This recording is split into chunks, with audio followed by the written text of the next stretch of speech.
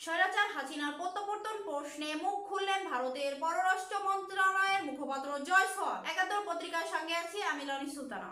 সম্প্রতি বাংলাদেশ থেকে পালিয়ে যাওয়া পতিত স্বৈরাচার ও সাবেক প্রধানমন্ত্রী শেখ হাসিনার প্রত্যার্পণ সম্পর্কিত অনুরোধ প্রশ্নে ভারতের কাছে কোনো উত্তর নেই বলে জানিয়েছেন দেশটির পররাষ্ট্র মন্ত্রণালয়ের মুখপাত্র রণধীর জয়সওয়াল। গত শুক্রবার ৩ জানুয়ারি এক ব্রিফিংয়ে ভারতের পররাষ্ট্র মন্ত্রণালয়ের মুখপাত্র রণধীর জয়সওয়াল বিষয়টি নিয়ে এমনই মন্তব্য করেছেন।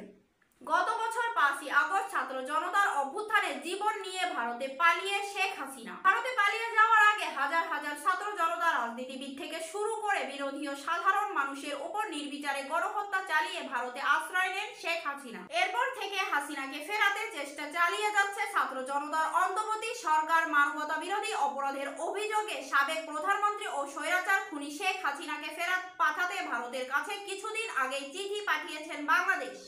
আজ এ পর্যন্ত, দেখা হবে পরবর্তী সংবাদে। তত সময় বাঙালির জাতীয় কণ্ঠস্বর ৭১ পত্রিকার চ্যানেলটি সাবস্ক্রাইব করে আমাদের সঙ্গেই থাকুন।